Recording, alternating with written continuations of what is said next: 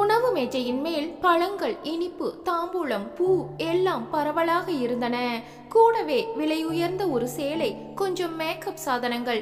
என்னங்க, எல்லாம் சரியா இருக்கா பாருங்க. விஸ்வநாதன் வந்து பார்த்தார். எதுக்கு இத்தனை? நம்ம பொண்ணு பார்க்க மட்டும்தானே போறோம் ஈஸ்வரி. சரிங்க, மனசுக்கு எல்லாம் புடிச்சு போய் ஒப்புதல் தாம்பூலம் மாதிரி மாத்தலாம்னு சொல்லிட்டா நாம தயாரா இருக்கணும் இல்லையா? எதுக்குமே ஒரு முன்ஜாக்கிரதை இருந்தா தப்பா? பத்திரிக்கையில முன்ஜாக்கிரதை முத்தான்னு ஒரு காமெடி வரும், அது நீதான். உங்களுக்கெல்லாம் கேலியா இருக்கா? ஹாலிங் பெல் அடிக்க விஸ்வநாதன் போய் திறந்தார். பிரசாத் உள்ளே வந்தான். இரவு 8:30. பிரசாத், நாளைக்கு லீவு போட்டாச்சு இல்லையா? அரை நாள்மா. காலையில 10 மணிக்கு தானே அங்க இருக்கணும். 1 மணி நேரம் தேவைப்படுமா? நம்ம வீட்டுக்கு வந்துட்டு 12 மணிக்கெல்லாம் நான் ஆபீஸ்க்கு போகணும். ஏண்டா இத்தனை ஹரிபரி? ஒரு நாள் லீவு போடக்கூடாதா? எதுக்கு லீவை வேஸ்ட் பண்ணணும்? நீ உங்க அப்பா எல்லாரும் எந்திரகதியா தான் இருப்பீங்களா? இது சந்தோஷம்டா. உனக்கு பொண்ணு பார்க்க நம்ம எல்லாரும் போறது சந்தோஷம். உன் வாழ்க்கை தொடங்க போற நேரம். இன்னொரு ஜீவன் இந்த வீட்டுக்கு வரப்போகுது. கல்யாணம் சந்தோஷம் இல்லையா? பிரசாத், உங்க அம்மா ரொம்ப அட்வான்ஸ். ரிசப்ஷனுக்கு என்ன சாப்பாடுன்னு இப்பவே யோசனை பண்ணி வச்சிருப்பா. வேடிக்கையா இல்ல? உங்க அப்பாவுக்கு எப்பவுமே கேலிதான். அந்த பெண்ணோட போட்டோ பார்த்தாச்சு. அவ படிப்பு, தகுதி, உத்தியோகம் எல்லாம் நமக்கு தெரியும். குடும்ப பின்னணியும் தெரியும். நிச்சயமா இது முடிவாகும். அப்புறமா கற்பனை செஞ்சா என்ன தப்பு? அம்மா, எனக்கு பசிக்குது. ராத்திரிக்கு என்ன? தோசை ஊத்தி தர்றேன்டா. காரமா சட்னி அரைச்சு வச்சிருக்கேன். கொஞ்சம் வடக்கறியும் பண்ணுமா? இப்பவே பண்றேன், நீ குளிச்சுட்டு வா. பிரசாத் உள்ளே போனான். சரி, நாளைக்கு யாரெல்லாம் போக போறோம் ஈஸ்வரி? நாம 4 பேர் தாங்க. யாரு 4 பேர்? நீங்க, நான், பிரசாத், கோபி. ஓன் சின்ன பிள்ளை கோபியா? ஆமா. அண்ணனுக்கு பொண்ணு பார்க்க தம்பி வர வேண்டாமா? அவன் வருவானா? முதல்ல 3 பேர் போக கூடாதுங்க. அவனையும் கூட்டிட்டு போகத்தான் வேணும். காலையில புறப்படணும். 8:30க்கு எழுந்து குளிச்சு தயாராகணும். கோபி 10 மணிக்கு குறைஞ்சி எழுந்திருக்க மாட்டான். தினமும் அவன் ஆபீஸ்க்கு போறதே 11 மணிக்கு. அவன் வருவான்னு எனக்கு தோணல. சொல்லி பார்க்கலாங்க. ஒரேடியா மறுத்துட்டா வேற யோசிக்கலாம். பிரசாத் குளித்து விட்டு வர தோசை, வடைக்கறி தயாராக இருந்தது. பிரசாத் எம்கா முடித்துவிட்டு ஒரு தனியார் வங்கியில் அதிகாரி. அடக்கமானவன், அதிகம் பேச மாட்டான். மற்றவர்கள் 10 வார்த்தை பேசினால் பதிலுக்கு 1 வார்த்தை தான். அதிபுத்திசாலி. பெரிதாக அழகு இல்லை, ஆனால் கண்ணியமான தோற்றம். ஒரு கெட்ட பழக்கம் கூட இல்லை. கடுமையான உழைப்பு, திட்டமிட்டு வாழ்பவன். வயது 29. பெற்றவர்களிடம் மரியாதை. மொத்தத்தில் மற்றவர்கள் பார்த்து பெருமைப்படும் அளவுக்கு நல்லவன். அடுத்தவன் கோபி, 26 வயது. பிரசாத்துக்கு நேரெதிர். பிடெக் முடித்துவிட்டு பிபிஓவில் வேலை பார்ப்பவன். அவனது வேலையே பகல் 12 மணிக்கு தொடங்கி இரவு 12 மணி வரை நீடிக்கும். அழகான இளைஞன், வசீகரமாக இருப்பான். எல்லா கெட்ட பழக்கங்களும் உண்டு. கலகலப்பாக இருப்பான். அவனை சுற்றி எந்த நேரமும் பெண்கள் கூட்டம் மொய்த்திருக்கும். யாராவது பச்சை கொடி காட்டினால் அந்த பெண்ணை விடமாட்டான். வாழ்க்கையில் முன்னேற துடிப்பவன். அதற்கான வழிகள் எதுவாக இருந்தாலும் தயார். பெற்றவர்களுக்கு பிரசாத் மேல்தான் அதிக பாசம். இவனிடம் பல சங்கதிகள் பிடிக்காது. கண்டித்ததுண்டு. அதை கோபி பொருட்படுத்தியதே இல்லை. ஈஸ்வரிக்கு அவனை பற்றிய கவலை எப்போதும் உண்டு. அப்பா பிள்ளை சாப்பிட்டு முடிக்க, என்னங்க, பரஸ்பரம் புடிச்சு போயிட்டா நிச்சய தேதி, கல்யாண தேதி எல்லாம் குறிக்கணும் இல்லையா? அத அந்த நேரத்துல முடிவெடுக்கலாம் ஈஸ்வரி. ஆமா ஆமா, அவங்க கூட கலந்து பேசின பிறகு தீர்மானிக்கலாம். சரி, மணி 10 ஆக போகுது. நீ படு பிரசாத். காலையில சாமி ஆடி விட்ட மாதிரி இருக்க கூடாது. சரிம்மா. எல்லோரும் படுத்து விட்டார்கள். இரவு 12 மணிக்கு ஹாலிங் பெல் அழைக்க ஈஸ்வரி தான் போய் திறந்தாள். கோபி உள்ளே நுழைந்தான். குப்பென மதுவின் வாடை வீசியது. இது தினசரி பழக்கம்தான்.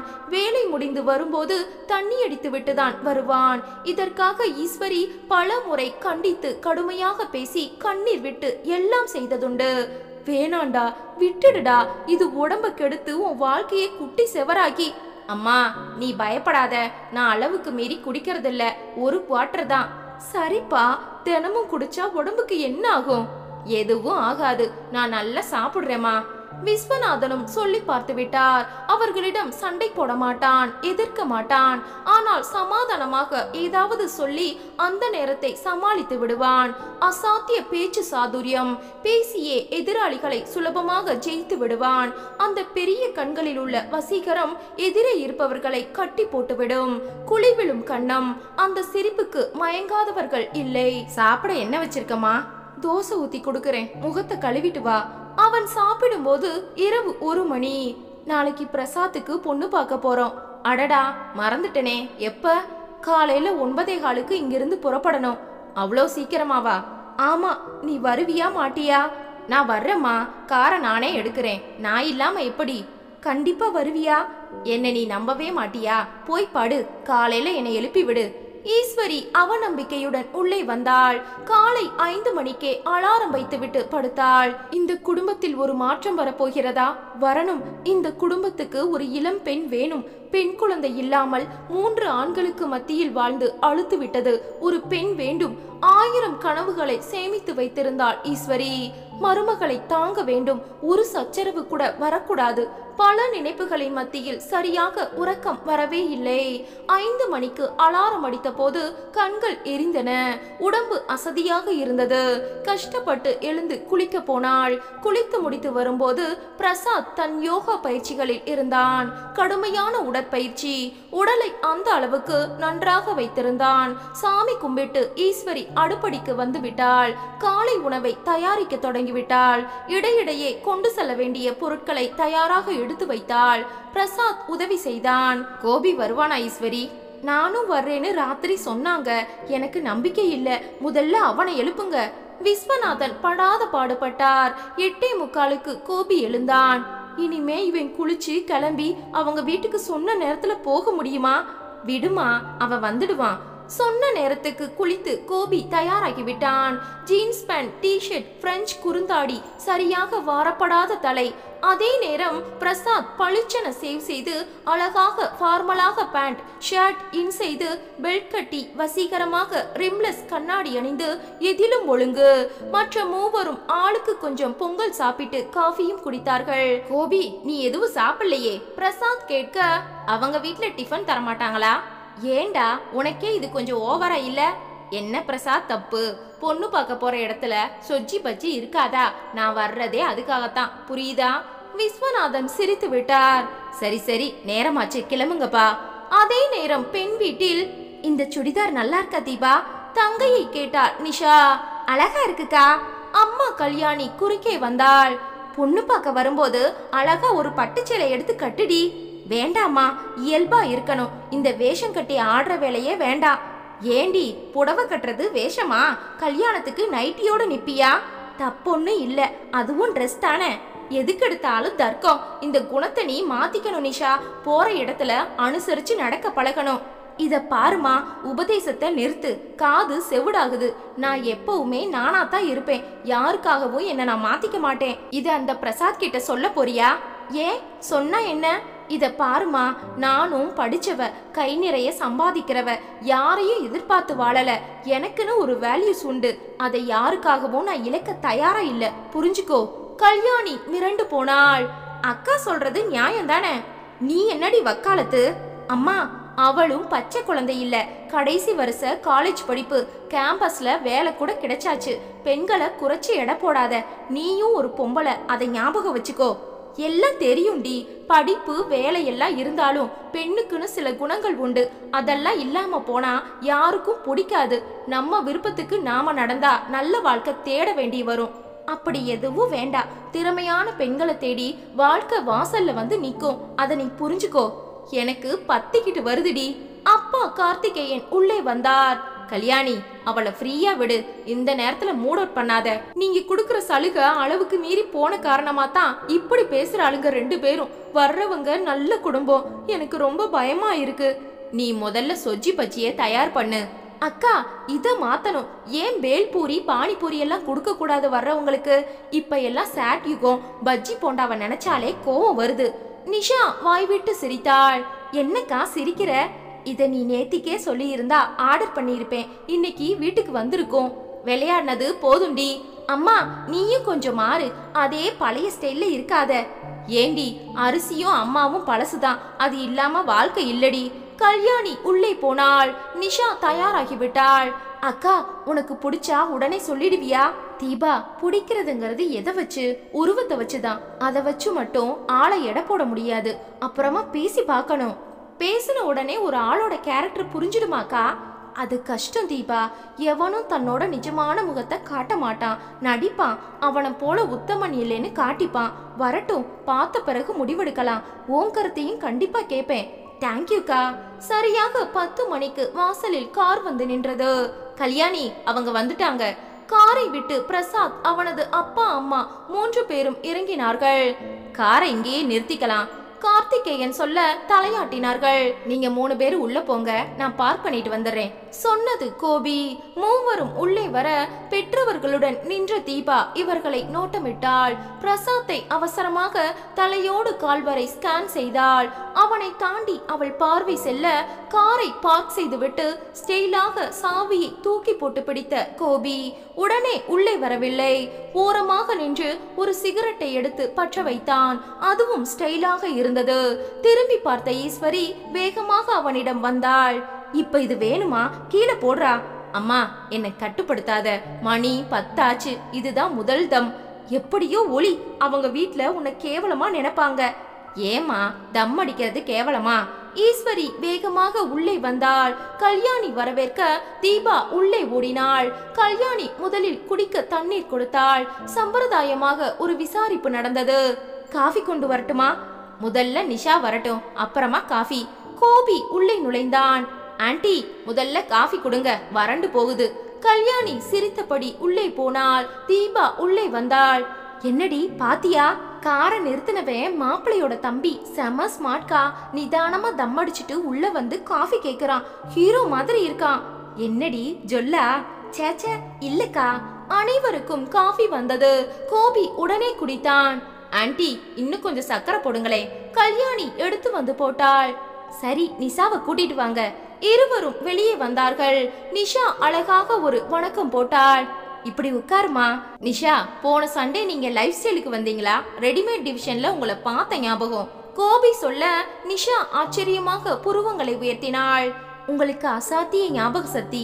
அழகான பெண்களை எங்க பார்த்தாலும் என் மனசுல பதிஞ்சு போயிடும். நீங்க தலைய உயர்த்தி வாரி ஸ்டைலா கிளிப் போட்டா முகம் இன்னும் அகலமா தெரியும். தலைமுடிய ஸ்ட்ரைட்டன் பண்ணுங்க. டார்க் கலர் ட்ரெஸ்ல இன்னும் வசீகரமா இருப்பீங்க. சொல்லிக்கொண்டே போக ஈஸ்வரி விஸ்வநாதனுக்கு இருப்பு கொள்ளவில்லை. பிரசாத் எந்த ரியாக்ஷனும் காட்டவில்லை. சாரி, என் மனசுல பட்டா உடனே சொல்லிடுவேன். பரவாயில்ல, இதெல்லாம் நல்ல யோசனைகள். நிஷா பிரசாத்தை பார்க்கவே இல்லை. அவளது கண்கள் முழுவதுமாக கோபி மேல்தான் இருந்தது. தீபா அவனை ரசிக்கவே தொடங்கிவிட்டாள். ஈஸ்வரி பேச்சை மாற்றினாள். பிரசாத்தை பற்றி நிறைய பேச தொடங்கினாள். பிரசாத் எதுவும் பேசவில்லை. ஈஸ்வரி கேட்ட கேள்விகளுக்கும் கேட்காத கேள்விகளுக்கும் நிஷா அழகாக பதில் சொல்லிக் கொண்டிருந்தாள். உங்க இங்கிலீஷ் உச்சரிப்பு அழகா இருக்கு நிஷா என ஆரம்பித்த கோபி ஸ்டைலான ஆங்கிலத்தில் பேச தொடங்கினான். விஸ்வநாதன் இடைமறித்தார். சரி பிரசாத், உனக்கு நிஷா கூட தனியா பேசணுமா? நிஷாவுக்கு விருப்பம் இருக்கான்னு முதல்ல கேளுங்கப்பா. நிஷா நிமிர்ந்தாள். சாரி, இப்பதான் பாக்குறேன். தனியா பேசின காரணமா என்ன தெரிய போகுது? ஒருத்தரை எடை போட தனியா பேசணும்னு அவசியமே இல்ல, பார்வை போதுமே. ஆன்ட்டி சாரி, சொஜ்ஜி பச்சி எல்லாம் உண்டா? கோபி கேட்க கல்யாணிக்கு சிரிப்பு வந்தது. கண்டிப்பா உண்டு தம்பி. அவ ரொம்ப வேடிக்கையான பிள்ளை. ஈஸ்வரி சமாளிக்க, எங்க அம்மா கூச்சப்படுறாங்க ஆண்டி. நான் இங்க வந்ததே அதுக்கு தான். பெண் பார்க்க போய் இது வரைக்கும் சொஜ்ஜி பஜ்ஜி சாப்பிடுற வாய்ப்பே வரல. காலையில நான் டிஃபன் கூட சாப்பிடல, சரியான பசி. கல்யாணி உடனே உள்ளே போக நிஷாவும் தீபாவும் எழுந்து உள்ளே வர கார்த்திகேயன் பின்தொடர்ந்தார். ஈஸ்வரி கடுப்பாகிவிட்டாள். ஏன் கோபி இப்படி மானத்தை வாங்குற? அவங்க நம்ம குடும்பத்தை பத்தி என்ன நினைப்பாங்க? ஏமா, இதுல மானம் போக என்ன இருக்கு? கொடுத்தா நீ மட்டும் சாப்பிட மாட்டியா? வீட்ல ஒரே நேரத்துல 8 பஜ்ஜி அமுக்குவியே. பிரசாத் சிரித்து விட்டான். விஸ்வநாதன் சிரிப்பை அடக்க கஷ்டப்பட்டார். பிளேட்டில் சொஜ்ஜி பஜ்ஜி வந்தது. முதலில் கோபியிடம் தர உடனே சாப்பிட தொடங்கிவிட்டான். கேசரி சூப்பர் ஆண்டி, நெய்ய கொட்டி இருக்கீங்க. எப்பவும் இப்படித்தானா, இல்ல எங்களுக்கு மட்டுமா? கல்யாணி புன்னகைத்தாள். வாழைக்காய், உருளை பஜ்ஜி, ஆனியன் போடலையா? சட்னி அபாரம். மிளகாய் பஜ்ஜி ஏன் இல்ல? நிஷாவும் தீபாவும் அவன் மேல் வைத்த கண்களை எடுக்கவில்லை. எங்க அம்மா பாருங்க, 3 பஜ்ஜியை அமுக்கியாச்சு. தீபா குபீரன சிரித்து விட கல்யாணி அவளை கிள்ளினாள். விடுங்க ஆண்டி, சிரிப்ப நிறுத்தக்கூடாது, அது பாவம். பிரசாத் நாசுக்காக ஒரே ஒரு பஜ்ஜி மட்டும் சாப்பிட்டான். அப்பாடி, 9 பஜ்ஜி சாப்பிட்டாச்சு, வயிறு ரொம்பி போச்சு. உங்களுக்கெல்லாம் இருக்கா? கை கழுவி விட்டு வந்தான். நீங்க தனியா பேசுங்க, மனசுல பட்டத நீங்க உடனே சொல்லலாம். இவர்கள் உள்ளே வந்து விட்டார்கள். அடக்கமான தகுதியுள்ள பையன், கண்ணியமா இருக்கான். நீ என்ன சொல்ற நிஷா? இப்பவே சொல்லணுமாமா? உன் மனசுல பட்டத நீ தாராளமா சொல்லலாம். எனக்கு கோபியை பிடிச்சிருக்குமா? என்னடி சொல்ற? இதுல நீ அதிர்ச்சி அடைய என்ன இருக்கு? அழகு, பேச்சு, தகுதி, வெளிப்படையான குணம், கலகலப்பு, இப்படி எதை எடுத்துக்கிட்டாலும் கோபி பிரமாதம்மா. நிஷா, அண்ணனுக்கு பெண் பார்க்க வந்துட்டு நாம தம்பி பிடிச்சிருக்குன்னு சொல்றது நியாயமா? ஏமா, எனக்கு யார பிடிச்சிருக்கோ அதுதானே நான் சொல்ல முடியும். ஆமா, அக்காவை பார்க்க வந்துட்டு தங்கச்சியை எத்தனையோ பேர் கேட்கலையா? அது மட்டும் தப்பு இல்லையா? ஆம்பளைக்கு ஒரு நியாயம், பொம்பளைக்கு ஒரு நியாயமா? தீபா கேட்க, நீ வாய மூடி, இங்க நீ பேசக்கூடாது. ஏன் கூடாது? அங்க தம்பி வாய்க்கிலேயே பேசலாம்னா இங்க தங்கச்சி பேசக்கூடாதா? நிஷா சிரித்து விட்டாள். என்னங்க இது? இதை எப்படி போய் நம்ம சொல்ல முடியும்? அந்த பிரசாத்தை அவமானப்படுத்தின மாதிரி இருக்காதா? தப்புங்க, மனசு கேட்கல. ஆமா கல்யாணி, வீடு தேடி அவங்க வந்தது வேற அபிப்பிராயத்துல. நம்ம பதில் ஒரு குடும்பத்துல குழப்பத்தை உண்டாக்க கூடாது. அப்பா, அதுக்காக எனக்கு பிரசாத்தை பிடிச்சிருக்குன்னு நான் பொய் சொல்ல முடியாது. சரிம்மா, இப்ப என்ன செய்யலாம்? முதல்ல அவங்கள பேச விடுங்க, அப்புறமா நம்ம பேசலாம். அதே நேரம் வெளியே, பிரசாத் நீ என்ன சொல்றப்பா? அவன் பேசவில்லை. நிஷா ஸ்மார்ட்டா இருக்காங்க, கலகலப்பா பேசுறாங்க, அழகும் இருக்கு. கோபி சொல்ல, நீ சும்மா இருடா, உன்னை நாங்க கேட்கல, உங்க அண்ணன் பதில் சொல்லட்டும். ஈஸ்வரி அதட்டினாள். இப்ப என்னால எதுவும் சொல்ல முடியலமா. ஏன்பா, அந்த பொண்ணுக்கு ஒரு குறையும் இல்லையே, நீ என்ன எதிர்பார்க்கிற? தனியா பேசினா உனக்கு ஒரு ஐடியா வருமா?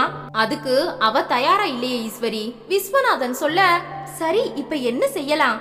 அம்மா, வீட்டுக்கு போய் கலந்து பேசிட்டு நாங்க பதில் சொல்றோம்னு சொல்லிடு. ஏண்டா? விடே ஈஸ்வரி, ஏன் இப்படி அவசரப்படுற? இது வாழ்க்கை, அவனை கொஞ்சம் யோசிக்க விட. பொண்ணு அழகா இருக்காளேங்க. இருக்கட்டும். அதற்குள் அவர்கள் வெளியே வந்துவிட பிரசாத் அந்த முகங்களை நாசுக்காக கவனித்தான். கோபியும் தன் கண்களை ஓடவிட்டான். ஈஸ்வரி எழுந்து வந்தாள். பிரசாத் எப்பவுமே எதுக்குமே அவசரப்பட மாட்டான். வீட்டுக்கு போய் பேசிட்டு அப்புறமா உங்களை காண்டாக்ட் பண்ண சொல்றான். கல்யாணிக்கு மூச்சு வந்தது. தாராளமா அப்படியே செய்யட்டும், இது வாழ்க்கை, நிதானமா தான் இருக்கணும். இந்த காலத்து பசங்க மனசு என்ன நினைக்குதுன்னு பார்க்கணும். வாழ போறவங்களோட எண்ணம் தான் முக்கியம். பெரியவங்க அவங்களை எதுக்கும் கட்டாயப்படுத்த கூடாது இல்லையா? பிரசாத் இதையும் கவனித்தான். கல்யாணி ஈஸ்வரியிடம் பேசும்போது நிஷாவின் கண்கள் கோபியின் மேல் இருந்தது. அதையும் பிரசாத் கவனித்தான். அப்ப நாங்க வர்றோம். உங்க டிஃபன் பிரமாத ஆண்டி, ரொம்ப ருசியா பண்றீங்க. ஒரு முழு சாப்பாடு உங்க கையால சாப்பிடணும். எங்க அப்பாவுக்கு பிபி, அம்மாவுக்கு அல்சர், அதனால எங்க வீட்டு சாப்பாடு எப்பவும் சப்புன்னு இருக்கும். உப்பும் காரமும் இல்லைனா என்னங்க ருசி? வரட்டுமா? சிரித்தபடி ஸ்டைலாக அவன் நடந்து போக மற்றவர்கள் தொடர காரை நெருங்கி அந்த கதவை திறந்து அவன் உட்கார்ந்த விதம், ஸ்டியரிங்கை பிடித்த ஸ்டைல், மற்றவர்கள் உட்கார காரை எடுத்த வேகம். நிஷா கண்களை அகற்றவில்லை. தீபாவும் தான். 4 பேரும் வீட்டிற்கு திரும்பி விட்டார்கள். அம்மா, சூடா ஒரு காஃபி போடு, குடிச்சிட்டு நான் ஆபீஸ்க்கு புறப்படுறேன். ஏன்பா இன்னைக்கும் ஆபீஸ்க்கு போற? வீட்ல இரேன். போயிட்டு வந்தாச்சு. என்ன நீ கூப்பிட்ட காரணமா நானும் வந்தேன். எதுக்கு ஒரு நாள் லீவை வீணாக்கணும்? சீக்கிரம் காஃபி கொடு. சரி, அவனை அனுப்பு ஈஸ்வரி, நாம உட்கார்ந்து பேசலாம். விஸ்வநாதன் சொல்ல, அப்பா கோபியும் இருக்கட்டும், அவன் முக்கியமா இருக்கணும். பிரசாத் சொல்ல கோபி திரும்பினான். கல்யாணம் செஞ்சுக்க போறது நீ, உன் முடிவு அவங்க கிட்ட சொல்ல போறது அப்பா. நான் எதுக்கு? காரணம் இல்லாம நான் பேசல, நீ இருடா கோபி. ஈஸ்வரி விஸ்வநாதனை பார்த்தாள். பிறகு உள்ளே போய் காஃபி தயாரித்து எடுத்து வந்தாள். அனைவரும் பருகினார்கள். உன் அபிப்பிராயம் என்னன்னு சொல்லு பிரசாத். அப்பா, நிஷாவை எனக்கு பிடிச்சிருக்கு, ஆனா நிஷாவுக்கு என்ன பிடிக்கல. என்னடா உளர்ற? அந்த மாதிரி எதுவும் அந்த பொண்ணு சொல்லலையே. வாய் விட்டு சொல்லல, ஆனா பார்வையும் பேச்சும் நமக்கு அதை புரிய வைக்கலையா? உள்ள போய் அவ தன் கருத்தை சொல்லி இருப்பா. அத வெளியில வந்து சொல்லி நம்மள நோகடிக்க விரும்பல. கண்ணியமான குடும்பம், அதனால நம்ம கருத்தை கேட்டாங்க. நான் பிடிச்சிருக்குன்னு சொல்லி இருந்தா அவகிட்ட இருந்து வேற பதில் வந்திருக்கும். சூழ்நிலை ரொம்ப சங்கடமா ஆகியிருக்கும். அதான் நான் சொல்லல. ஈஸ்வரிக்கு கோபம் வந்து விட்டது. ஏன் உன்னை பிடிக்காம போக என்ன குறை உன்கிட்ட? அழகு, படிப்பு, பதவி, செல்வாக்கு இப்படி எதுலயும் நீ குறைஞ்சு போகலையே. உன்னை பிடிக்கலைன்னு சொல்ல முடியுமா? இரு ஈஸ்வரி, அந்த பொண்ணு நம்ம கிட்ட எதுவும் சொல்லல, இவனா சொல்றான். அம்மா சாப்பிட வர்றோம், தோசை பூரி ரெண்டும் டேபிள்ல இருக்கு. பூரியை சாப்பிட ஆரம்பிச்சா தோசை பிடிக்கலைன்னு அர்த்தம் இல்ல. அதை விட இது அதிகமா பிடிச்சிருக்கு. நமக்கு எது பிடிச்சதோ அதைத்தானே சாப்பிட முடியும். நீ பேசுறதே புரியல பிரசாத். ஈஸ்வரி சொல்ல கோபி கண்களை அகட்டி பார்த்தான். அப்பா விஸ்வநாதனுக்கு புரிந்து விட்டது. பிரசாத், பீடிக்க வேண்டாம், நீ சொல்ல நினைச்சத நேரா சொல்லிடு. சரிப்பா. நிஷாவுக்கு கோபிய ரொம்ப பிடிச்சது. இவனோட பேச்சு, சிரிப்பு, நகைச்சுவை, ஸ்டைல் இப்படி எல்லாத்தையும் அந்த ரெண்டு பொண்ணுங்களும் ரசிச்சத நான் கவனிச்சேன். ஈஸ்வரியின் முகம் மாறிவிட்டது. நீ என்னடா சொல்ற? அதுதான் உண்மை. அத உள்ள போய் அவ சொல்லி இருக்கா. எப்படி வெளியே சொல்றதுன்னு புரியல. அதான் வீட்ல போய் பேசலாம்னு நான் சொல்லிட்டேன். இது அநாகரிகம். பெரியவனுக்கு பொண்ணு பார்க்க வந்துட்டு சின்னவனை பிடிச்சதுன்னு ஒரு பொண்ணு சொன்னா அவன் நிச்சயமா நல்ல பெண்ணே இல்ல. இது அசிங்கம். நிறுத்துமா. எத்தனையோ ஆண்கள் அக்காவை பார்க்க வந்துட்டு தங்கச்சியை கேட்கலையா? அந்த உரிமை பெண்களுக்கு மட்டும் இல்லையாமா? வாய மூடுடா. நெட்ல உன் ஜாதகம் பார்த்துதான் பொருந்தி இருக்கு. உன் போட்டோ, குடும்ப தகவல்கள் எல்லாத்தையும் பார்த்திருக்கா இல்லையா? உன்னை பிடிச்சுதானே வர சொல்லி இருக்காங்க. அங்க போன பிறகு இப்படி சொன்னா அவ ஒரு பொண்ணா? விஸ்வநாதன் குறுக்கே புகுந்தார். இரு ஈஸ்வரி, படபடன்னு பேசாத. அவங்க யாரும் எதுவும் சொல்லாம ஆத்திரப்படக்கூடாது. இவனோட அனுமானம் தானே அது. இல்லைங்க, இவன் சொன்ன சரியா இருக்கும்.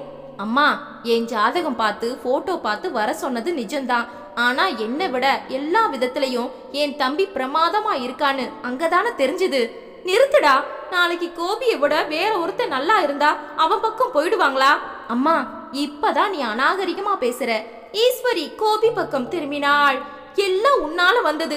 அங்க போய் டிஃபனை கொண்டா அது இதுன்னு கேட்டு இங்க மானத்தை வாங்கின.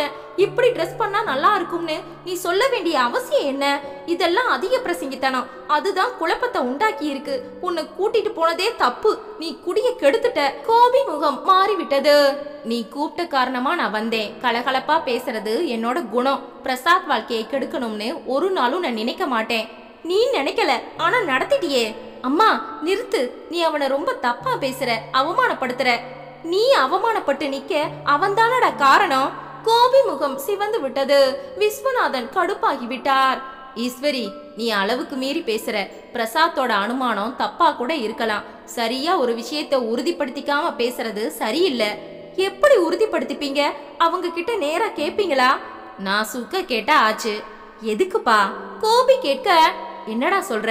பிரசாத்தோட கணிப்பு சரியா இருந்தா அத்தோட விட்டுறலாம். பிரசாத்தை அவ தேர்ந்தெடுக்கலைனா நமக்கு அந்த குடும்பமே வேண்டாம். உன்ன அவளுக்கு பிடிச்சிருந்தா உடனே நான் தலையாட்டணுமா? ஏமா என்ன பேசுற நீ? நான் என்ன எடுப்பார் கைப்பிள்ளையா? எனக்குன்னு விருப்பம் எதுவும் இல்லையா? அப்பா, இதை தள்ளி போட வேண்டாம், உடனே பேசிடுங்க. எதுக்கு நாம முந்திக்கிட்ட அவமானப்படணுமா? நீ என்ன சொல்ற ஈஸ்வரி? வீட்டுக்கு போய் டிஸ்கஸ் பண்ணிட்டு பதில் சொல்றோம்னு நாம தானே சொல்லி இருக்கோம். அதனால உடனே சொல்லணுமா? அவங்களுக்கும் அக்கறை இருக்கு இல்லையா? அத அவங்களும் கேட்கலாம் இல்லையா? இனி நாம முந்திக்கணும். எப்படி? பிரசாத்துக்கு அந்த பொண்ணை பிடிக்கலன்னு சொல்லுங்க, அவங்கள நாம முந்திக்கலாம். வேண்டாமா, பொய் சொல்றது எனக்கு பிடிக்கல. பிரசாத் சொல்ல கோபி எழுந்தான். சரி, எனக்கு நேரமாச்சு. சாரி பிரசாத், என்னால உனக்கு மனசு சங்கடப்படுதுன்னா அதுக்காக உன்கிட்ட நான் மன்னிப்பு கேட்டுக்கிறேன். என்னடா பேசுற? யாரும் எதுவும் இப்ப பேசல. எல்லாமே ஒரு கணிப்பு தான். அது தப்பா கூட இருக்கலாம். பிரசாத், இத அப்படியே விட்டுறலாம். அவங்களா வந்தா அந்த நேரத்துல பேசிக்கலாம், சரியா? சரிடா கோபி. அவன் புறப்பட்டான். குடும்பத்தில் காலையில் இருந்த குதூகலம் கலைந்து லேசான இறுக்கம் உருவாகிவிட்டது. 3 முழு நாட்கள் ஓடிவிட்டன. நிஷா வழக்கம் போல ஆபீஸுக்கும் தீபா கல்லூரிக்கும் போய்கொண்டிருந்தார்கள். அப்பா கார்த்திகேயனும் தன் வேலையை கவனித்துக் கொண்டிருந்தார். அம்மா கல்யாணிதான் தவித்துக் கொண்டிருந்தாள்.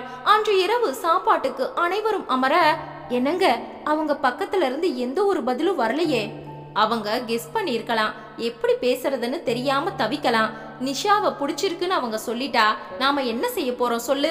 நம்ம அபிப்பிராயத்தை சொல்ல வேண்டியதுதான். சின்னவள் தீபா சொல்ல, என்னடி சொல்லுவ? பெரியவனை பிடிக்கல, சின்னவனை பிடிச்சிருக்குன்னு சொல்லுவியா? அதுதானே நிஜம். நமக்கு நிஜம், அது அவங்களுக்கு அவமானம். ஏமா இதுல அவமானப்பட என்ன இருக்கு?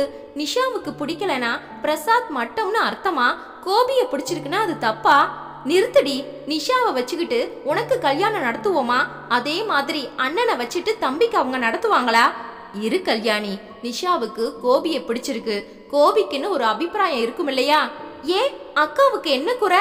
வாயில போடுவேன். இப்ப கேக்குறல்ல, அந்த அம்மா மூத்தவனுக்கு என்ன குறைன்னு கேட்டா மூஞ்சியை கொண்டு போய் எங்க வச்சுப்ப? தீபா மௌனமாகிவிட்டாள். சரி, இப்ப என்ன செய்யலாம்? அப்பா கேட்க 3 நாளா எந்த பதிலும் இல்லையேன்னு நீங்க கேட்டுருங்கப்பா. தீபா சொல்ல, நம்ம பதில் வேற மாதிரி இருக்கேம்மா.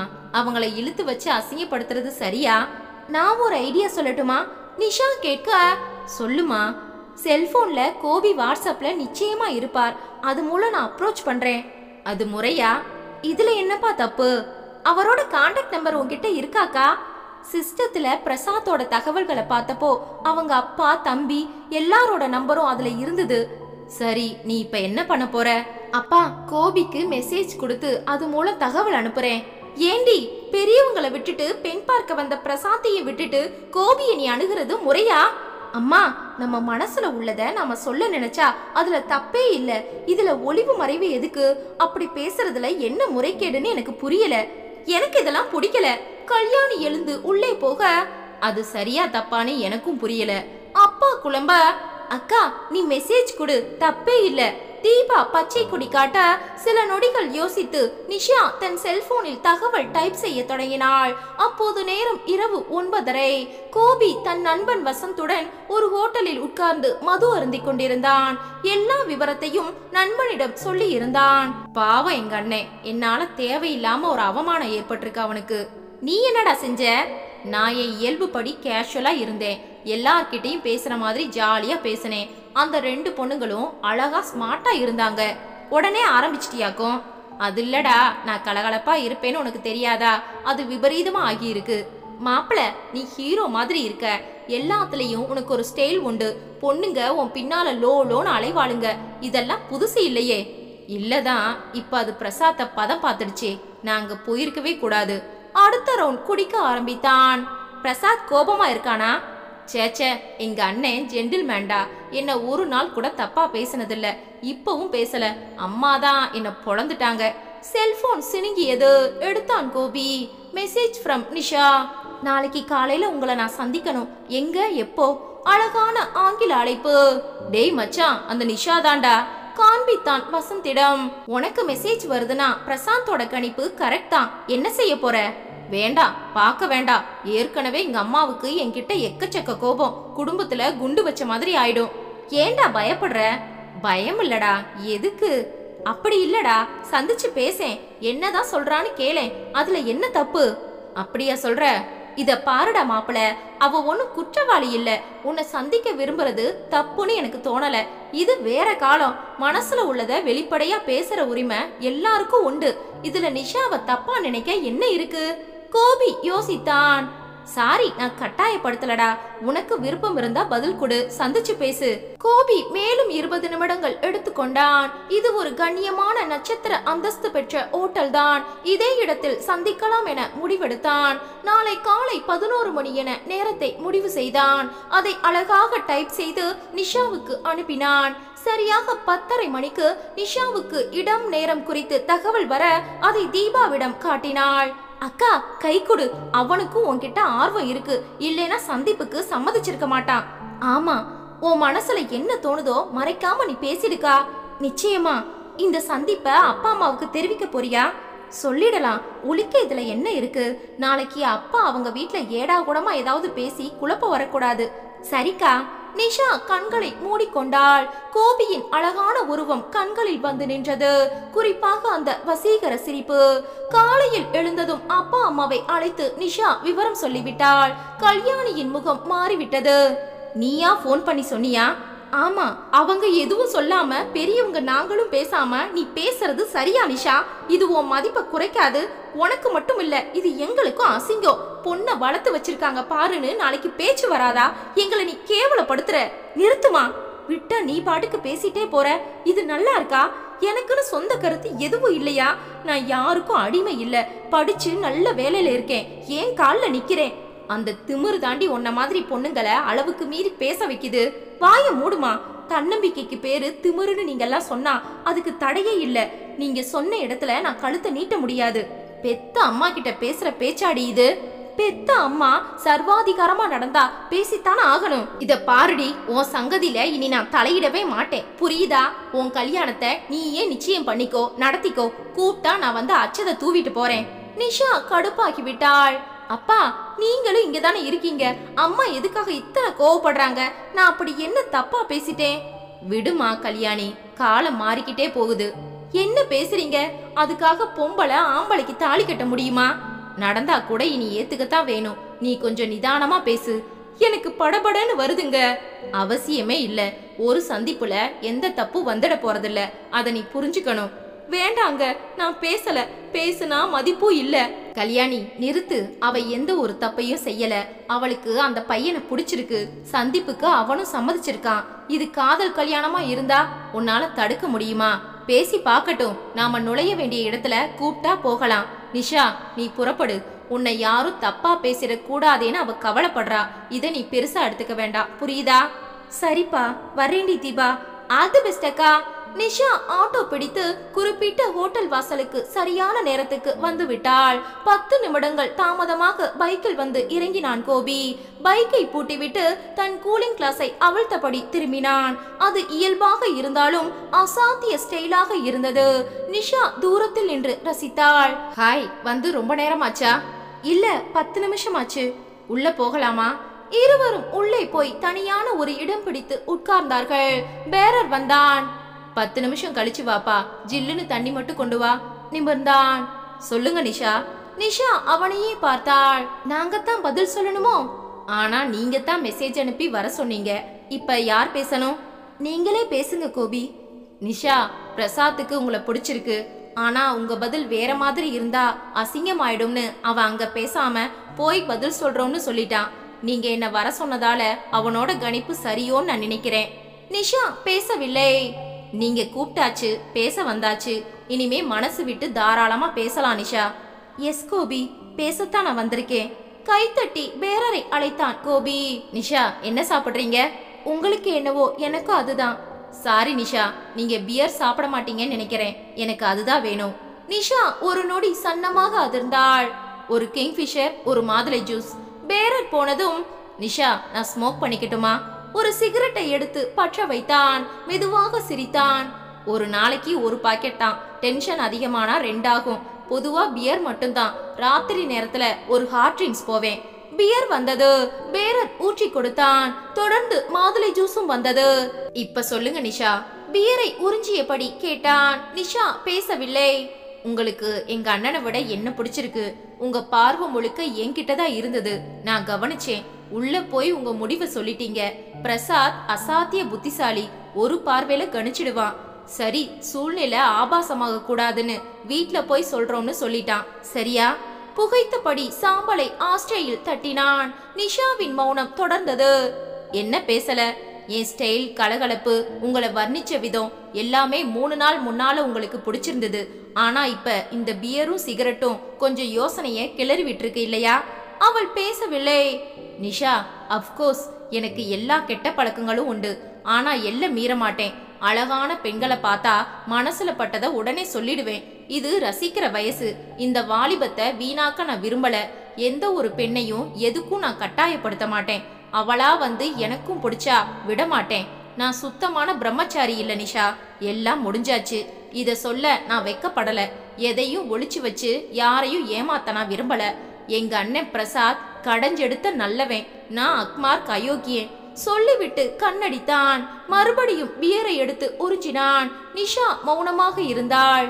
பிரசாத்தை கடந்து என்ன நீங்க தேர்ந்தெடுத்தது தப்புன்னு நான் சொல்லல. ஆனா என்ன பத்தி நான் சொல்லணும் இல்லையா? இனிமே நீங்க பேசிட்டு மிச்சத்தை நான் பேசுறேன் நிஷா. நிஷா இப்போது ஜூஸை எடுத்து குடித்தாள். பியர் அடிக்கிறதோ சிகரெட் பிடிக்கிறதோ ஒரு குற்றம்னு நான் நினைக்கல கோபி. இப்ப உள்ள இளைஞர்கள்ல 10க்கு 8 பேர் கெட்டு போனவங்க தான். எக்ஸாக்ட்லி. நீங்க படிச்சவர், கை நிறைய சம்பாதிக்கிறீங்க, சமூகத்துல ஒரு நல்ல இடத்துல தான் இருக்கீங்க, அழகா இருக்கீங்க, மனசுல பட்டதை வெளிப்படையா பேசுறீங்க, வேஷம் போடல. ஒரு பெண் மனசுல இடம் பிடிக்க விரும்பி இல்லாத பொய்களை அடுக்கி அவளை ஏமாத்த நினைக்கல. முந்தா நேத்திக்கு நீங்க வந்த முதலே இதை நான் கவனிச்சேன். மத்தவங்களுக்கு பிடிக்கணும்னு உங்களை நீங்க மாத்திக்க நினைக்கல. நீங்க இருக்கிறபடிதான் இருக்கீங்க. உங்களோட நெகட்டிவ் பக்கங்களை அழகா புட்டு புட்டு வச்சு வெளிப்படையான குணத்தை காட்டிட்டீங்க. இதுதான் எனக்கு பிடிச்சிருக்கு. கண்களை அகல விரித்தான் கோபி. நானும் வெளிப்படையான பெண் தான். எனக்கும் முன்கோபம், பிடிவாதம், கொஞ்சம் திமிர் எல்லாமே உண்டு. சுதந்திரமா வாழ நினைக்கிறவனா. யாரையும் இதுவரைக்கும் விரும்பல. என் மனசுல முதல்ல பளிச்சுன்னு இடம் பிடிச்ச ஆண் நீங்க தான் கோபி. உங்க பழக்கங்கள், போக்கு, தன்னிச்சையான இயல்பு எதுவும் என்ன பாதிக்காது. ஆனா வாழ்க்கையில முன்னேறி மேல வரணும்னு நினைக்கிற குணம் உங்ககிட்ட இருக்கா? நிச்சயமா. இப்பவே மாசம் 50,000 சம்பாதிக்கிறேன். இன்னும் உயர ஆசைப்படுறேன். வெளிநாட்டு பயணத்துக்காக காத்துக்கிட்டு இருக்கேன். சரி, இனிமேல் தான் முக்கியமான கேள்வி கோபி. அதை நான் கேட்டே ஆகணும். என்ன உங்களுக்கு பிடிச்சிருக்கா? கோபி நிமிர்ந்தான். அவளை உற்று பார்த்தான். நிஷா, நீங்க ஸ்மார்ட்டான, பாசாங்கு இல்லாத, ரொம்பவும் வித்தியாசமான, துணிச்சலான, எல்லா தகுதிகளும் உள்ள ஒரு பொண்ணுதான். உங்களை பிடிக்கலன்னு எந்த ஒரு ஆம்பளையும் சொல்ல முடியாது.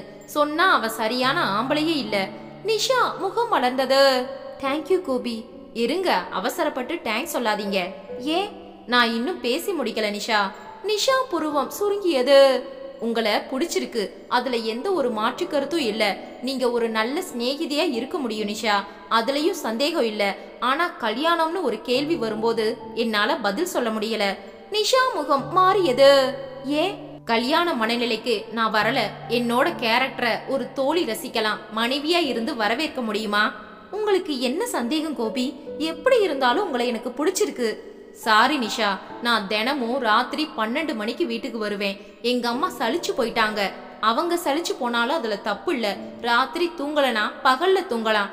ஆனா வேலைக்கு போற ஒரு மனைவிக்கு இந்த டார்ச்சர் அவசியம் இல்லையே. நிஷா பேசவில்லை. நான் கம்பேர் பண்ணல, ஆனாலும் சொல்லாம இருக்க முடியல. அதிக படிப்பு, இன்னும் பெரிய பதவி, என்னை விட 3 மடங்கு சம்பளம், கெட்ட பழக்கங்களே இல்ல, திருத்தமான தெளிவான ஒரு நல்ல ஆண் பிரசாத். அவரோட வாழ போறவளுக்கு எந்த ஒரு டார்ச்சரும் இருக்காது. ஆனா என்ன சகிச்சுக்கிறது சுலபம் இல்லதான், அதுவும் புருஷனா. பேசி முடிச்சிடுங்க. ஒரு தோழியா நீங்க ரசிக்கலாம், புருஷனா ஜீரணிக்கிறது ரொம்ப கஷ்டம். நல்லா யோசனை பண்ணுங்க. நீங்க சரின்னு சொன்னாலும் பிரச்சனைகள் இருக்கு. வேற என்ன பிரச்சனைகள்? பிரசாத் உங்களை பார்க்க வந்துட்டு அவனை நீங்க ரிஜெக்ட் பண்ணிட்டு என்ன தேர்ந்தெடுத்து எனக்கு மனைவியா எங்க வீட்டுக்கே வாழ வந்தா ஒரு மாதிரி ஏடா கூடமா இருக்காது? எல்லாருக்கும் அது தர்ம சங்கடம் நிஷா. என்ன தர்ம சங்கடம்? ஒரு கல்யாணம் காரணமா என்ன பெத்தவங்களை விட்டு விலகி நான் வர முடியுமா? யார் அப்படி சொன்னது? நான் குடிக்கிறது, பெண் சிநேகிதங்கள், இதெல்லாம் சுத்தமா எங்க அம்மாவுக்கு பிடிக்காது. அப்படியும் பெத்த கடனுக்காக என்ன சகிச்சுக்கிறாங்க. பாவம், தினமும் நடுராத்திரி வரைக்கும் கண் முழிச்சு எனக்கு சாப்பாடு போட்டுட்டு தான் படுக்க போறாங்க. கண்டபடி திட்டுவாங்க. ஆனா பாசத்துல குறையே வைக்கல. இந்த மாதிரி அம்மா கிடைக்க யாரா இருந்தாலும் கொடுத்து வைக்கணும் நிஷா. அதுக்கு என்ன இப்போ? உங்க அம்மாவை விட்டு உங்களை யார் பிரிக்க போறாங்க? சாரி நிஷா, விவகாரமே வேற.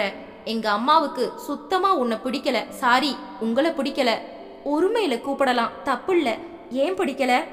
அவங்க பழைய மனுஷி, அவங்க வேல்யூஸ் வேற, எதிர்பார்ப்புகள் வேற. பிரசாத்த அவங்களுக்கு ரொம்ப பிடிக்கும். அவனை கடந்து என்ன நீ விரும்பினது உன் உரிமை, அதுல தப்பு இல்ல. ஆனா அதை ஜீரணிக்க அம்மாவால முடியல. அதே நீ அவங்க மருமகளா அந்த வீட்டுக்கே வந்தா அவங்களால அதை தாங்கிக்கவே முடியாது நிஷா. இதுல என்ன தப்பு கோபி? எனக்குன்னு ஒரு விருப்பம் இருக்க கூடாதா? நிச்சயமா இருக்கலாம் நிஷா. ஆனா அவங்களுக்குன்னு ஒரு விருப்பமும் எதிர்பார்ப்பும் இருக்குமே. இருக்கட்டும். அதனால எனக்காக இத்தனை காலம் வாழ்ந்த என் அம்மாவை இப்ப வரப்போற ஒரு பொண்ணுக்காக நான் உதற முடியுமா நிஷா? நிஷா லேசாக அதிர்ந்தாள். கல்யாண சிந்தனை தற்சமயம் எனக்கு இல்ல, அதுக்கே நான் யோசிக்கணும். நிஷா மௌனம் சாதிக்க, அப்படி கல்யாணத்துக்கு நான் தயார்னா அம்மா பெண் பார்க்க தொடங்குவாங்க. என்னோட குணாதிசயங்களை ஜீரணிக்க யாரும் வரமாட்டாங்க உன்னை தவிர. அதுக்காக நான் பெருமைப்படுறேன். ஆனா உன்னை கண்டிப்பா எங்க அம்மா ஏத்துக்க மாட்டாங்க. அம்மாவுக்கு பிடிக்காத உன்னோட நான் வாழ்க்கை தொடங்குறது ஒரு மாதிரி உறவுகளை உடைக்கிற மாதிரி ஆயிடும். நிஷா எழுந்து கொண்டாள். சோ என்ன வேண்டாம்னு சொல்றீங்க? இல்ல நிஷா, நிச்சயமா நான் அப்படி சொல்ல எனக்கு மனசு வரல. வித்தியாசமான ஒரு புத்திசாலி பெண்ண அம்மாவுக்காக இழக்கவும் விரும்பல. உனக்காக அம்மாவையும் முறிச்சிக்க நான் தயாரா இல்ல. எனக்கு அவகாசம் வேணும். எவ்வளோ நாட்களா, மாசங்களா, இல்ல வருஷங்களான்னு இப்ப தெரியல. காத்திருக்கிற பொறுமை உனக்கு இருக்கா? நீதான் பதில் சொல்லணும். நிஷாவால் உடனே பதில் சொல்ல முடியவில்லை. ஒரு முழு பியரை அவன் முடித்திருந்தான். நீ வேற ஏதாவது சாப்பிடுறியா? வேண்டாம். ஜோசியம் ஜாதகத்துல உனக்கு நம்பிக்கை உண்டா? இப்ப எதுக்கு இந்த கேள்வி? சொல்லேன். நியாயமான உழைப்பும் தன்னம்பிக்கையும் இருந்துட்டா கட்டங்கள் என்ன செய்யும்? அழகா நீ பேசுற நிஷா. தேங்க்யூ. சரி கோபி, மறுபடியும் நாம சந்திக்கலாம். நிச்சயமா. உன் நட்பு எப்பவும் எனக்கு வேணும் நிஷா. அதை நானே தேடி வருவேன். நிஷாவுக்கு வரும்போது இருந்த உற்சாகம், அவனுடன் பேசும்போது இருந்த வேகம் இப்போது பாதிக்கும் கீழே இறங்கி ஒரு மாதிரி தளர்ந்து போயிருந்தாள். நடையில் ஒரு சோர்வு இருந்தது. அதை கோபியும் கவனித்தான். உண்மைகள் எப்போதுமே உற்சாக டானிக்காக இருப்பதில்லை, சமயத்தில் தளர வைக்கும் மருந்தாகி விடுகிறது. மாலை 6 மணிக்கு கடற்கரைக்கு பிரசாத்தை வரச்சொல்லி இருந்தான் கோபி. பிரசாத் காத்திருந்தான். கோபி வந்ததும் பிரசாத் கேட்ட முதல் கேள்வி, எதுக்காக வெளியில சந்திப்பு?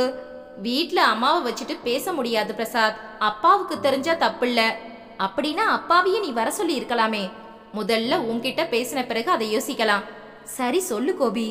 கோபி எதையும் மறைக்காமல் பிரசாத்திடம் சொல்லிவிட்டான். ஒன்றை கூட விடவில்லை. பிரசாத் சகலமும் கேட்டபடி மௌனமாக இருந்தான். சாரி பிரசாத், உன்னை ரிஜெக்ட் பண்ணுனா நிஷா. அவளோட சந்திப்ப உன்கிட்ட நான் சொல்றதே கொஞ்சம் சங்கடமா இருக்கு. எதுக்கு? இதுல என்ன சங்கடம்? இல்லடா, நான் குறுக்க வராம இருந்திருந்தா நடந்தது வேறையா இருந்திருக்கும். சரி, உனக்கு அவளை பிடிச்சிருக்கா? ஆமாம்னு சொல்லிட்டா அந்த ஒரு பதில் மட்டும் வாழ்க்கைக்கு போதுமா? இல்லைன்னு சொல்லிட்டா அதை மறந்துடலாம். ஆமாம்னு சொல்லும்போது அடுத்த கட்டத்துக்கு போகணும் இல்லையா? போகலாமே. எப்படி பிரசாத்? இத பாரு கோபி, நான் சொல்றேன்னு தப்பா எடுத்துக்காத. உனக்கு நிறைய கெட்ட பழக்கங்கள் இருக்கு. எந்த ஒரு பொண்ணும் அதைத்தான் சொல்லுவா. குடிக்கிற ஆம்பளைய எந்த ஒருத்தியும் ரசிக்க மாட்டா. இந்த நிஷா அதை விமர்சிக்கல. இவ எந்த ரகம்னு எனக்கு தெரியல. இதெல்லாம் இருந்தாலும் தப்பில்லன்னு நினைக்கிறா இல்லையா? ஆமா. சரி விடு, அது அவ அபிப்பிராயம். ஆனா அம்மா விஷயத்துல நீ சொன்னது 100% கரெக்ட். ஆமாண்டா, அம்மா நிஷாவை ஒப்புக்க மாட்டாங்க. இத பாரு, இந்த பழக்கங்கள் உள்ள ஒருத்தனை எதிர்க்காம விமர்சிக்காம ஒரு பெண் ஒப்புக்கிறானா அவ தன் மேல நம்பிக்கை வச்சவ. அப்படி இருக்க அம்மாவை தாண்டி நீ அவளை கல்யாணம் செஞ்சுக்கலாம். என்ன சொல்ற? தனியா போயிடு. உனக்கும் ஒரு வாழ்க்கை இருக்கு இல்லையா? அதை நீ வாழ்ந்துதானே ஆகணும். ஒரே கூரைக்கு கீழே அடிதடி பட்டு அமைதியை இழக்கிறத விட தள்ளி இருந்து வாழ்றதுல என்ன தப்பு? அப்படியா சொல்ற? ஆமா, வேண்டி விரும்பி ஏத்துக்கிட்ட வாழ்க்கை இது. உன்னை அவளால குறை காணவே முடியாது. 4ஆம் வட்டத்துல உன்னை பெரிய அளவுக்கு அவ பொறுத்துப்பா. நல்லா யோசி, அப்புறமா ஓ இஷ்டம். பிரசாத் எழுந்து விட்டான். வீட்டுக்கு வந்த பிறகும் நிஷா எதுவுமே பேசவில்லை. அம்மா கல்யாணி விடாப்படியாக விவரம் கேட்க நிஷா இனி மறைப்பதில் அர்த்தமில்லை என்று நடந்ததை அப்படியே சொல்லிவிட்டாள். நினைச்சேண்டி, நீயா வழியை தேடி போனா மரியாதை இருக்காதுன்னு எனக்கு தெரியும்டி. நிறுத்துமா, மரியாதை எதுவும் எனக்கு குறையல, குறையவும் நான் விடமாட்டேன். பாவம் அந்த பிரசாத், அவன் முகத்துல நீ கறி பூசின, இப்ப கோபி ஓ முகத்துல கறி பூசிட்டான் பதிலுக்கு. என்ன உளற நீ? பின்ன என்னடி, கல்யாணம்ன்ற எல்லைக்கே அந்த கோபி வரல. 2வது அவன் சொன்னது நிஜம். அவனோட அம்மா உன்னை மதிக்க மாட்டா, அதுக்காக அவன் பயப்படுறான் பாத்தியா? புதுசா வரப்போற உன்னை விட ஆளாக்குன அம்மா முக்கியம்னு நினைக்கிறான். நீதான் பெத்தவங்கள மதிக்கல, அவன் மதிக்கிறான். முடிச்சிட்டியா? ஏண்டி நீங்கெல்லாம் இப்படி இருக்கீங்க? ஒரு தோற்ற பொலிவும் ஸ்டைலும் மட்டுமே வாழ்க்கைக்கு போதுமா? அது நிலையா? நல்ல குணம்தான் நிலைச்சு நிக்கும்னு ஏண்டி உங்களுக்கெல்லாம் புரியல? கார்த்திகேயன் சகலமும் கேட்டபடி உள்ளே வந்தார். கேட்டீங்களா? இத எல்லாம் கேட்டுட்டு தான் வர்றேன். இத பாருங்க, வீடு தேடி வந்த அவனை விட்டாச்சு. அவன் தம்பி கவுத்துட்டான். இதுக்குத்தான் பெரியவங்க பேச்ச மதிக்கணும்னு சொல்றது. அம்மா கொஞ்சம் நிறுத்துறியா? நான் இனிமே எதை நிறுத்துறது? வீடு தேடி வந்த நல்ல சம்மதத்தை நீ தான் நிறுத்திட்டியே. யாரும் எதையும் நிறுத்தல. நீ புலம்புறத முதல்ல நிறுத்து. நிஷா, இப்படி வந்து உட்காரு. அப்பா சொல்ல நிஷா அருகில் வந்து உட்கார்ந்தாள். அந்த பையனோட பழக்க வழக்கங்களும் சரியில்லையே, எதுக்குமா இந்த முயற்சி? அப்பா, அதெல்லாம் ரொம்ப நாள் நீடிக்காது. கல்யாணம் முடிஞ்சிட்டா சரி பண்ணிடலாம்.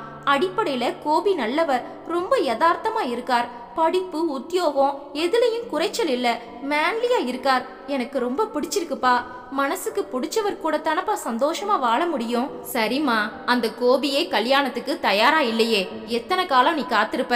2வது அவங்க அம்மா பிரச்சனை வேற, அதுல கோபி திருப்திகரமா இல்லையேம்மா. நிசாவால் பேச முடியவில்லை.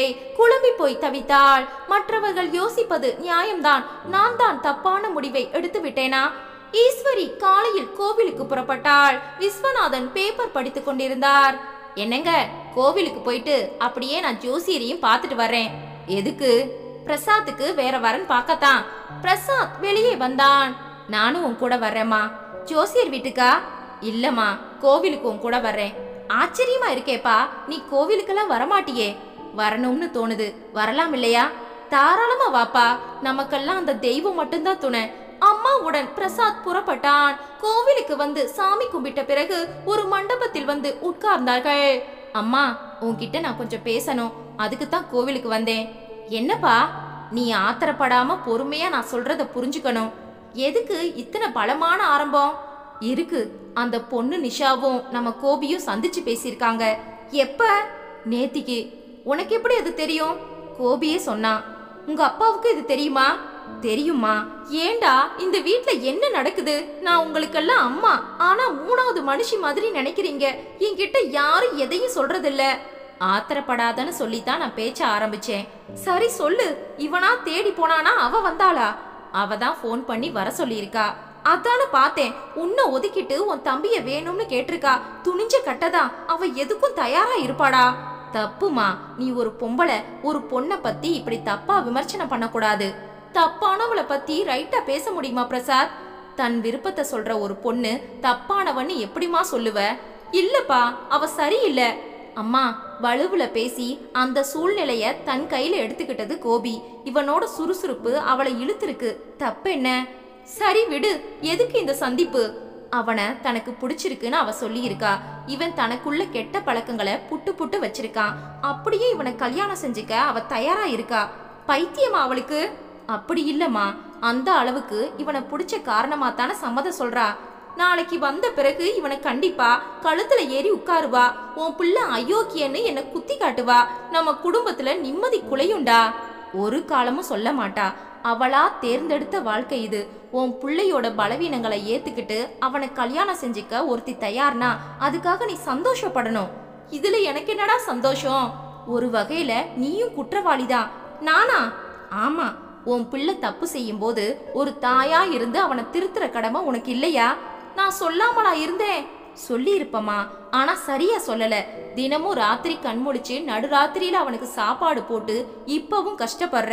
அவனை நீ ஒதுக்கி இருக்கணும். குடிச்சிட்டு வீடு திரும்புற தன்னை யாரும் ஒரு மனுஷனாவே மதிக்கலைன்னு அவனுக்கு புரிய வச்சிருக்கணும். செஞ்சியா? பெத்த பிள்ளையாச்சேப்பா, அப்படி அவனை ஒதுக்க முடியுமா? முடியாதுதான். ஒரு தாய் கண்டிக்காம விடுற காரணமா மனைவி வந்து மாட்டிக்கிறா. இதுதான் இந்த சமூகத்தோட சாபக்கேடு. நான் சொன்ன அவன் கேட்க மாட்டான்டா. நீ சண்டை போட்டியா? போராடினியா? அவனை வெறுத்து ஒதுக்குற மாதிரி அட்லீஸ்ட் நடிச்சியா? அவனோட தப்புகளுக்கு நீயும் உடந்ததான். என்னடா இப்படி பேசுற?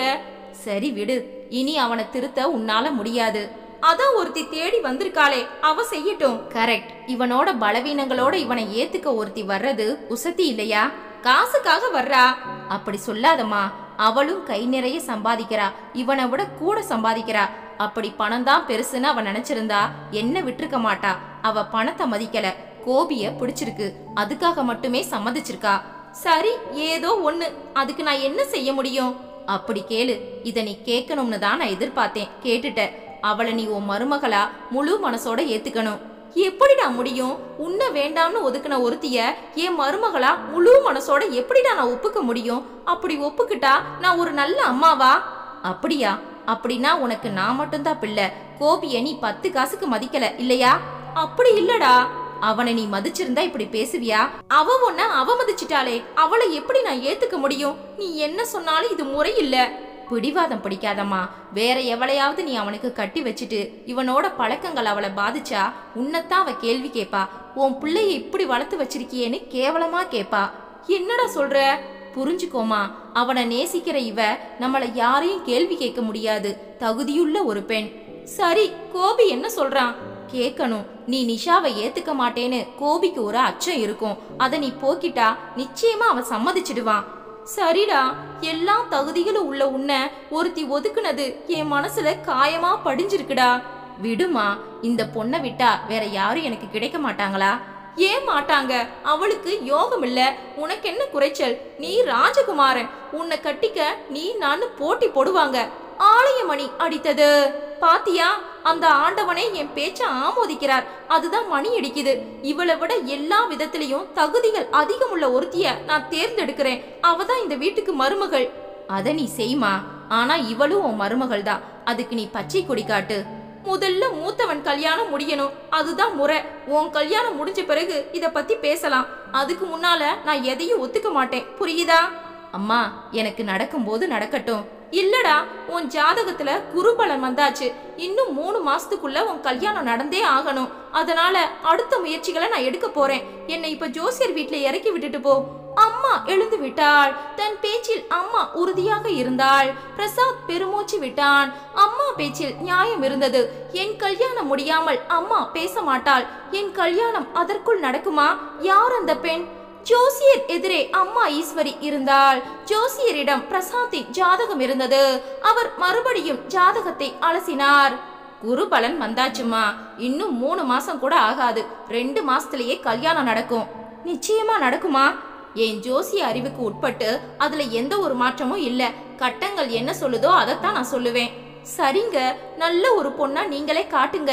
எந்த மாதிரி பொண்ணை பார்க்கலாம்? இதுக்கு முன்னால 10 பொருத்தமும் பொருந்ததுன்னு ஒரு ஜாதகம் கொடுத்தனே, நிஷாவா பேர், அதுதானே? ஆமாங்க. அந்த இடத்துல நீங்க பேசலையா? பேசணும். பொண்ணு கூட போய் பார்த்தோம். சரி, பையனுக்கு பிடிக்கல. அப்படியா? ஆச்சரியமா இருக்கே. அந்த ஜாதகம் அளவுக்கு இன்னொரு ஜாதகம் உங்க பிள்ளைக்கு பொருந்துமான்னு எனக்கே சந்தேகமா இருக்கு. அத்தனை பொருத்தம். சரிங்க, மனசு பொருந்தலையே, அதெல்லாம் கட்டத்துல வரலையே. அப்படி சொல்லாதீங்கம்மா. அதுதான் நடக்கணும்னா கண்டிப்பா மனசும் பொருந்தும். இல்லைங்க, அதை விட்டுருங்க. சரி, உங்க விருப்பம். வேற வரன் வந்தா நான் போன் பண்றேன். ஆனா என் உள் உணர்வு சொல்லுதுமா, உங்களுக்கு அவதான் மருமகள். என் உணர்வுகள் எப்பவுமே பொய்யானதில்ல. ஈஸ்வரிக்கு சுருக்கென்றது. நான் வர்றேங்க. வெளியே வந்தாள். இவர் சொல்வது நிஜம்தானா? அவள்தான் என் மருமகளா? ஆனால் மகன்தான் வேறா? கேள்வி பெரிதாக புறப்பட்டது. பிரசாத் பேசியது மறுபடியும் நினைவில் இடித்தது. பிரதான சாலைக்கு வந்தாள். மனம் குழம்பி கிடந்தது. நான் என்ன செய்ய வேண்டும்? சரக்கென அருகில் 2 வீலர் வந்து நிற்க ஈஸ்வரி அதை கவனிக்கவில்லை. அம்மா, இதமான குரல் காதுக்குள் நுழைய ஈஸ்வரி திரும்பினாள். நிஷா ஸ்கூட்டியை விட்டு இறங்கினாள். ஹெல்மெட்டை கழட்டினாள். நெருங்கி வந்து சிரித்தாள். வணக்கம்மா, இங்க நிக்கிறீங்க? ஆட்டோவுக்கா? ஈஸ்வரி பேசவில்லை. எங்க போகணும்? நான் டிராப் பண்றேன், வாங்க. வெகு இயல்பான சிரிப்புடன் கொஞ்சமும் பதட்டப்படாமல் பேசினாள். வேண்டாமா. ஏன்? நான் டிராப் பண்றேன். இத பாருங்க, பெண் பார்த்தது, உங்க கோபியை சந்திச்சதெல்லாம் தனி ட்ராக், நட்பு வேற. ரெண்டையும் குழப்பிக்காதீங்க. வண்டியில ஏறுங்க. எங்க போகணும்? வீட்டுக்கு தான். ஹெல்மெட்டை மாட்டிக்கொண்டாள். உட்காருங்க. அட்ரஸ் சொல்லுங்க. கெட்டியா பிடிச்சுக்கங்க. போகலாமா? ஈஸ்வரி விலாசம் சொன்னாள். அவளிடம் கோபம், கசப்பு எல்லாம் இருந்தாலும் அவள் அழைத்ததும் மறுக்க தோன்றவில்லை. அந்த அழைப்பில் ஒரு மாதிரி காந்தம் இருந்தது. கட்டுப்பட தோன்றியது. 15 நிமிடங்களில் வீட்டு வாசலில் வண்டி நின்றது. அப்பா விஸ்வநாதன் வாசலுக்கு வந்தார். நிஷாவின் வண்டியில் ஈஸ்வரி வந்து இறங்குவதை பார்த்து விக்கித்து போனார். உள்ளவா நிஷா? கண்டிப்பா, நான் வராம போக மாட்டேன். அப்பா, எப்படி இருக்கீங்க? அவள் அப்பா என அழைத்ததும் உள்ளே ஏதோ ஒன்று உருகியது. நல்லா இருக்கம்மா, உள்ளவா. வெகு இயல்பாக நிஷா உள்ளே வந்தாள். வீடு ரொம்ப நீட்டா அழகா இருக்கு. அம்மாவோட கைவண்ணமா? ஆமாம்மா. நிஷா, காஃபி தரட்டுமா? டிஃபன் கொடுத்தா கூட சாப்பிடுவேன். கண்டிப்பா. பூரி தயார் பண்ணட்டுமா? வாங்களே, 2 பேருமா சேர்ந்தே செய்யலாமே. சமையல் கட்டுக்குள் புகுந்து விட்டாள். விஸ்வநாதன் பிரமித்தார். பார்க்காத வரையில் ஈஸ்வரிக்கு ஏராளமான ஆத்திரமும் ஆவேசமும் இருந்தது. பார்த்தவுடன் அத்தனையும் எங்கே போனதென்றே தெரியவில்லை. நீ எதுக்கு கஷ்டப்படுற? என்ன கஷ்டம்? எங்க அம்மானா செஞ்சு தர மாட்டேனா? சுறுசுறுப்பாக செயல்பட தொடங்கினாள். தன் வீட்டில் இருப்பது போல இருந்தாள். சரியான வேகம். ஈஸ்வரியை விட 10 மடங்கு வேகம். ஏறத்தாழ அவள்தான் 90% வேலைகளை செய்தாள். அப்பா, வாங்க, 3 பேருமா உட்கார்ந்து சாப்பிடலாம், சரியா? சரிமா. எதுவுமே நடக்காதது போல ஜாலியாக பேசிக்கொண்டே சாப்பிட்டாள். பிரசாத், கோபி 2 பேரை பற்றியும் ஒரு வார்த்தை கூட கேட்கவில்லை. காஃபி குடித்தாள். உங்களுக்கு மூச்சு இறைக்குதுமா? நீங்க ஒரு தடவை டாக்டர் கிட்ட போய் பார்க்கணும். நான் ஃபிக்ஸ் பண்ணி தரட்டுமா? என் கூட வர்றீங்களா? கண்டிப்பா வர்றேன். சரிம்மா, வார கடைசியில ஃபோன் பண்ணிட்டு நான் வர்றேன். அப்பா, வரட்டுமா? வாசல் வரை வந்து விட்டாள். நில்லு நிஷா. என்னம்மா, இத்தனை பாசமா இருக்கியே, உன்னை என்னால சரியா புரிஞ்சுக்கவே முடியல. ஏன்? பிரசாத்த வேண்டாம்னு சொன்னேன். கோபியை சந்திச்சு பேசி இருக்க. இப்ப என்ன கொண்டு வந்து விட வீட்டுக்கு வந்திருக்க. என் கூட வேலைகள் செய்யற. அப்பா அம்மான்னு கூப்பிடுற. எனக்கு தலை சுத்துது. முரண்பாடுகளோட மொத்த உருவமா இருக்கியே. ஏன்? நிஷா சிரித்தாள். நீங்க என்ன சரியா புரிஞ்சுக்கல. என்கிட்ட எந்த முரண்பாடுகளும் இல்ல. உங்களையும் அப்பாவையும் எனக்கு ரொம்ப பிடிச்சிருக்கு. அதான் பாசமா இருக்கேன். நீங்க என் வீட்டுக்கு வந்தப்பவும் சரி இப்பவும் சரி என் கருத்துல மாற்றம் இல்ல. பிரசாத் மேல நிச்சயமா எனக்கு பெரிய மரியாதை இருக்கு. அதுக்காக அவரை நான் கல்யாணம் செஞ்சுக்கணும்னு இருக்கா? கோபிக்கு தான் என் கல்யாண ஓட்டு. ஆனா அம்மாவுக்கு உன்னை பிடிக்கல, மருமகளா ஏத்துக்க மாட்டாங்க, அம்மா தான் எனக்கு முக்கியம்னு சொல்லிட்டார். அப்படியா சொன்னா? உங்ககிட்ட கோபி பேசலையா? இல்லம்மா, உங்க சந்திப்பு தெரியும், ஆனா அவன் பேசல. அவருக்கு அம்மாவோட விருப்பம்தான் முக்கியம்னா நான் கட்டாயப்படுத்த முடியாது. தாய் பிள்ளைய பிரிக்க நான் யாரு? அதுக்காக உங்ககிட்ட எனக்கு வருத்தம் இல்ல. இருந்திருந்தா இங்க நான் வந்திருப்பனா? யாருக்கு யார் கூட பந்தம்னு தீர்மானிக்கிற உரிமை தெய்வத்துக்கு மட்டும்தான். ஈஸ்வரி எதுவும் பேசவில்லை. நான் வர்றேம்மா. கல்யாணம் நடந்தாலும் நடக்கலனாலும் நம்ம நட்பு தொடரும். நான் வரட்டுமா? வாசலில் இறங்கினாள். வண்டியை ஸ்டார்ட் செய்து புறப்பட்டாள். உள்ளே வந்து நின்ற ஈஸ்வரிக்கு பிரமிப்பு விலகவில்லை. விஸ்வநாதன் அருகில் வந்தார்.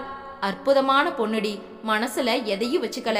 அவ நினைக்கிறத அப்பவும் சரி இப்பவும் சரி ஒழிக்காம சொல்றா. இது வேணும்டி. இவளை விட ஒரு நல்ல மருமகள் நமக்கு கிடைப்பாளா? மனுஷங்க என்ன நினைச்சாலும் தெய்வ சங்கல்பம் என்னவோ அதுதான் நடக்கும். புரியல.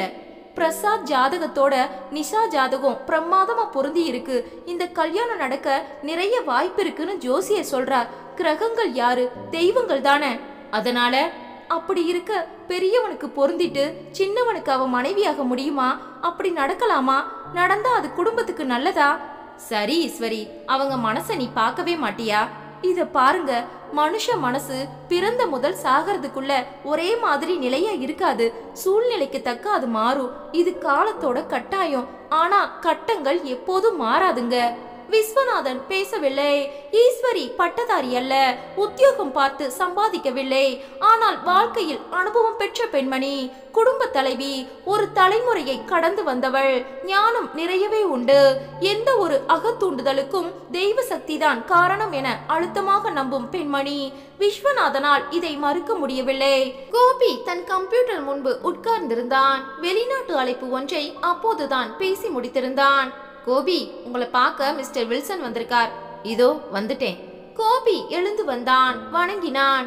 இந்த வில்சன் தனியாக ஒரு கம்பெனியை நடத்துகிறார். அவருக்கு வெளிநாட்டு கிளையண்டுகள் ஏராளமான பேரை பிடித்து கொடுத்தவன் கோபிதான். சுமார் நிலையில் இருந்த வில்சன் இன்று கோபி காரணமாக வர்த்தகம் பெரிதாகி நிறைய சம்பாதிக்க தொடங்கிவிட்டார். ஒரே வருடத்தில் பல லட்சங்களை பார்த்து விட்டார். சமீபத்தில் கோபி ஒரு பெரிய வர்த்தகத்தை அவருக்கு ஏற்படுத்தி கொடுத்திருந்தான். அதில் சக்கை லாபம். இதோ பார்க்க வந்து விட்டார். கோபி, இதுல 20 லட்சத்துக்கு செக் இருக்கு. இது உங்க பங்கு. ஐயோ, என்ன சார், எதையும் எதிர்பார்த்து நான் உங்களுக்கு உதவல. தெரியும் கோபி, ஆனாலும் நான் செலுத்த வேண்டிய நன்றி கடன் நிறைய இருக்கு, மறுக்காதீங்க. அது மட்டும் இல்ல, லண்டன்ல ஒரு கிளைய தொடங்க முடிவு செஞ்சுட்டேன். அதை ஆரம்பிச்சு அங்கிருந்தபடியே அதை குறைஞ்சபட்சம் 2 வருஷங்களாவது நீங்க நடத்தணும். வர்ற லாபத்துல ஆளுக்கு பாதி எடுத்துக்கலாம். நான் அங்க இருக்கணுமா? வேற வழி இல்ல. உங்களை தவிர அதை திறம்பட நடத்த யாரும் இல்ல. நீங்க மறுத்துடக்கூடாது கோபி. 2 வருஷங்கள் ஓடி போயிடும். அப்புறமா அந்த பணத்தை வச்சுட்டு இங்க நீங்க விரும்புனா பார்ட்னர்ஷிப்ல நம்ம 2 பேருமே நடத்தலாம். நான் வீட்டுல கொஞ்சம் பேசணும் வில்சன். தாராளமா பேசுங்க, ஆனா மறுத்துடாதீங்க. உங்களுக்கு கல்யாணம் கூட ஆகல. இப்ப நீங்க தனி மனுஷன், தாராளமா ஒப்புக்கலாமே. பேசுறேன், 2 நாள் அவகாசம் கொடுங்க. சரி கோபி. அவர் போய்விட்டார். கோபி சாய்ந்து உட்கார்ந்தான். கையில் 20 லட்சத்துக்கான காசோலை. வெளிநாட்டில் பொறுப்பேற்றால் பல லட்சங்கள். அதன் பிறகு பார்ட்னர்ஷிப். 2 வருடங்களில் கோடீஸ்வரன் ஆகிவிடலாம். நல்ல வாய்ப்புதான். ஒரு பக்கம் பெற்றவர்கள், மறுபக்கம் நிஷா. நிஷா என்ன நினைப்பாள்? எனக்காக காத்திருப்பாளா? இங்கேயே நான் இருந்து நிஷாவை கல்யாணம் செஞ்சுக்கிட்டா அம்மாவுக்கு அது உறுத்தும். நான் நிஷாவையே அழைச்சுக்கிட்டு வெளிநாட்டுக்கு போயிட்டா எந்த ஒரு பிரச்சனையும் இல்ல. நிஷா வருவாளா? இந்த வேலையில மாற்றல் கிடைக்குமா? பேசி பார்க்கணும். அந்த பெண் என்னை விரும்பின நேரம் நல்ல நேரமா? சரி, விவரத்தை முதல்ல வீட்ல பேசிட்டு அப்புறமா நிஷா கிட்ட பேசலாம். இரவு 7 மணிக்கு புறப்பட்டு விட்டான். நண்பன் ஒருவன் வந்தான். என்னடா கோபி, வில்சன் மூலமா பெரிய வாய்ப்பு வருது போல இருக்கு. வந்துகிட்டே இருக்கு, விட்றாதடா. அந்த ஆளோட முன்னேற்றம் பிரமிக்கிற மாதிரி இருக்கு. அதுக்கு காரணம் நீதான். இந்த வாய்ப்பை சரியா பயன்படுத்திக்கோ. உனக்கு புத்தி, பர்சனாலிட்டி, நாலேஜ் எல்லாமே இருக்கு. நீ எப்பவோ மேல வந்திருக்கணும். இதை விட்றாத.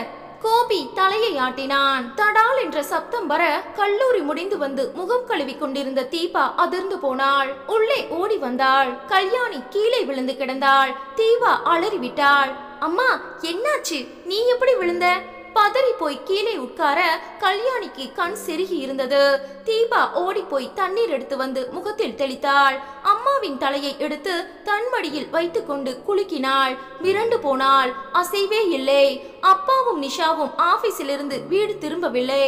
பதறி போய் பக்கத்து வீட்டுக்கு ஓடினாள். அந்த அங்கிள் ஓடி வந்தார். மயக்கந்தாமா, பக்கத்துல உள்ள ஆஸ்பத்திரிக்கு உடனே கூட்டிட்டு போயிடலாம். இருவரும் முயற்சி செய்து ஆட்டோவில் ஏற்றி வீட்டை பூட்டிக் கொண்டு புறப்பட்டு விட்டார்கள். டாக்டரிடம் கொண்டு வந்து விட்டார்கள்.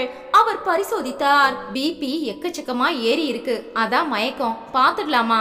தீபா தகவல் தர அரை மணியில் அப்பாவும் நிஷாவும் நேராக ஆஸ்பத்திரிக்கு வந்தார்கள்.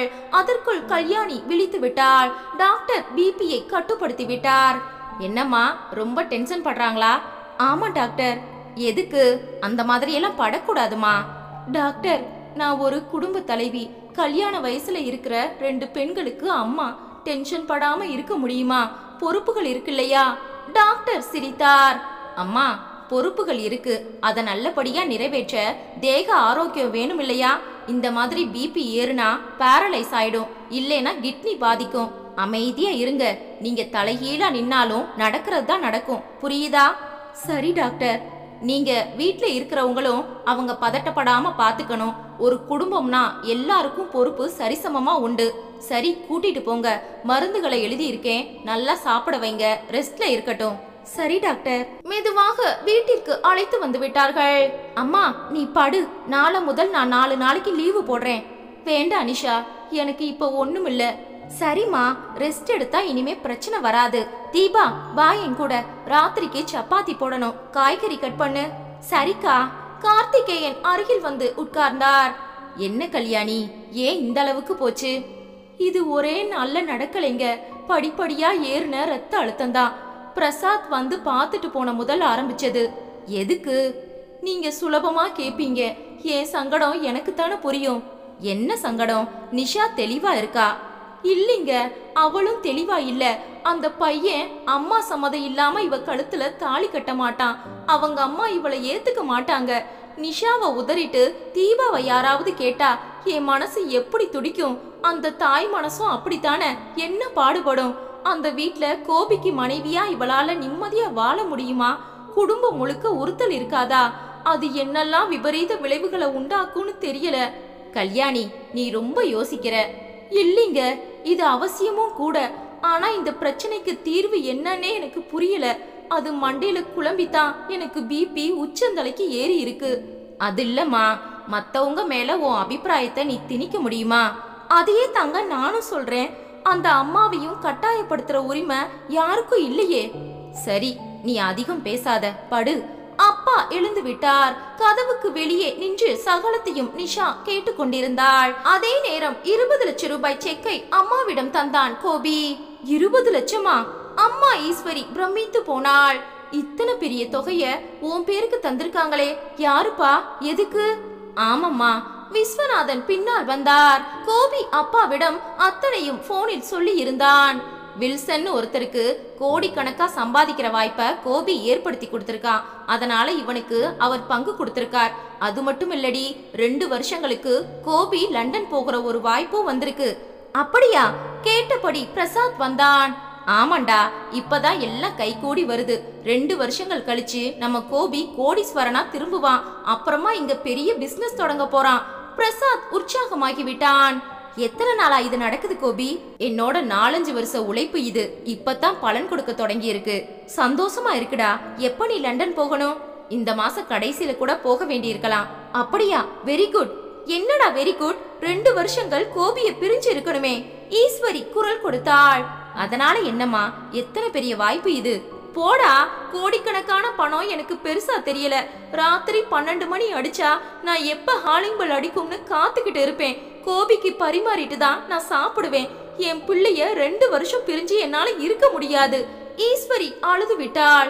கோபி ஆடி போனான். அவனை நெருங்கி கைகளை இறுக பிடித்து கொண்டாள். நீ போகாதப்பா, அம்மா உன்னை விட்டுட்டு எப்படி இருப்பேன்? பிரசாத் அருகில் வந்தான். ஏமா அவன் குடிச்சிட்டு வரும்போது சத்தியமா நீ உருப்பட மாட்டேன்னு தினமும் வசமாரி பொழிவ, இப்ப என்னடானா இப்படி பேசுற? கோபி 2 வருஷத்துல சம்பாதிக்கிறத நான் 20 வருஷம் ஆனா கூட சம்பாதிக்க முடியாது. உச்சத்துக்கு வரக்கூடிய உன் பிள்ளையோட கால்களை கட்டி போடாத, அவனை போக விடுமா. இல்லடா, எனக்கு இது பிடிக்கல. கோபி தவிப்புடன் பார்த்தான். விஸ்வநாதன் அருகில் வந்தார். விடுப்பா, அம்மா இல்லையா, முதல்ல அப்படித்தான் இருக்கும், போக போக சரியாயிடும். இல்லைங்க, அவன் போக கூடாது. இத பாருடா கோபி, உன் விருப்பப்படியே நிஷாவையே நீ கல்யாணம் செஞ்சுக்கோ, நான் தடுக்கல. எனக்கு அதுல வருத்தமும் இல்ல. உன் மனம் போல வாழ்க்கை அமையட்டும். நீ இங்கிருந்து எங்கேயும் போக வேண்டாம். பிரசாத், விஸ்வநாதன் இருவருமே ஆடி போனார்கள். இதை கொஞ்சமும் கூட எதிர்பார்க்கவில்லை. எப்படி இந்த மாற்றம்? கோபி, நிஷா என்ன ரோட்ல பார்த்தா, இங்க கொண்டு வந்து டிராப் பண்ணுனா, அப்பாவும் இருந்தார் என ஆரம்பித்து சகலமும் சொன்னாள். பிரசாத்தும் பிரமித்து போனான். ரொம்ப நல்ல பொண்ணு, பாசமா இருக்கா. கல்யாணம் நடந்தாலும் நடக்கலனாலும் பாசமா இருக்கா. அப்பா அம்மானு வாய் நிறைய கூப்பிடுறா. அவ மருமகளா வரணும்னு நான் ஆசைப்பட்டேன். அது யார் மூலமா இருந்தா என்ன, எனக்கு தடையே இல்லப்பா. ஒரு கால் கட்ட போட்டா நீ போக மாட்ட. அவளும் கை நிறைய சம்பாதிக்கிறா. பணம் எத்தனை வந்தாலும் போதாது. கோபி திரும்பி அப்பாவை பார்க்க, இத பாரு கோபி, நீ யோசி. இது முழுக்க முழுக்க ஓ முடிவு. நீ நல்லா யோசிச்சு முடிவெடு. கோபி எதுவும் பேசாமல் உள்ளே போனான். மறுநாள் கோவில் வாசலில் காத்திருந்தாள் ஈஸ்வரி. நிஷா வேகமாக வந்து வண்டியை நிறுத்தினாள். சாரிமா, லேட் ஆயிடுச்சு. வீட்டுக்கே நான் வந்திருப்பேனே, நீங்க ஏன் கஷ்டப்படுறீங்க? இல்லம்மா, வீட்ல எல்லாரும் இருப்பாங்க. நான் உன்கிட்ட மட்டும் பேசணும். சாமி கும்பிட்டுட்டு அப்படி உட்காரலாம். சரிம்மா. சாமி தரிசனம் செய்த பிறகு இருவரும் தனியாக வந்தார்கள். கையில் இருந்த மல்லிகை சரத்தை நிஷாவின் கூந்தலில் வைத்து நெற்றியில் குங்குமம் வைத்தாள் ஈஸ்வரி. நிஷா காலில் விழுந்தாள். சீக்கிரமா என் மருமகளா எங்க வீட்டுக்கு வந்து சேரு. அம்மா, முதல்ல உன் மேல வெறுப்பும் கசப்பும் இருந்தது. அன்னைக்கு நீ வீட்டுக்கு வந்தப்ப அது மாறிடுச்சு. இப்ப என் பிடிவாதம் எண்ணங்கள் எல்லாமே மாறியாச்சுமா. என்ன சொல்றீங்க? உன் விருப்பப்படியே கோபியை நீ கல்யாணம் செஞ்சுக்கலாம். நானே சந்தோஷமா அதை நடத்தி வைக்கிறேன். என்ன சொல்றீங்கம்மா? அவனை லண்டனுக்கு போகாம தடுத்து நிறுத்துற சக்தி உன் ஒருத்திக்கு மட்டும்தான் உண்டு. புரியலமா? ஈஸ்வரி ஒன்று விடாமல் நிஷாவிடம் சொல்லி முடித்தாள். நிஷா மௌனமாக இருந்தாள். 2 வருஷங்கள்ல கோடியை தொடுவான், அப்புறமா இங்க வருவான்னு என்ன உத்தரவாதம்? பண ருசி கண்டுட்டா வர தோணாதுமா. அவனை பிரியக்கூடிய சக்தி எனக்கு இல்ல. அவன் கிட்ட உள்ள கெட்ட பழக்கங்களுக்காக அவனை நான் நிறைய கோவப்பட்டதுண்டு. வாய்க்கு வந்தபடி சாபம் கூட போட்டிருக்கேன். அந்த கோபி அம்மாவுக்காக உன்கிட்ட வாதாடி இருக்கான். பொதுவாவே உத்தமமான பிள்ளைய விட கொஞ்சம் தாறுமாறான பிள்ளை கிட்ட பெத்தவளுக்கு அதிக கரிசனம் இருக்கும். நிஷா. நிஷா பேசவில்லை. உன்னை அவனுக்கு பிடிக்கும். என் சம்மதம் வேண்டி அவன் கவலைப்பட்டான். இப்ப நானும் அவனுக்கு பூரண சம்மதம் தர தயாரா இருக்கேன். உங்க கல்யாணம் நடக்கட்டும்.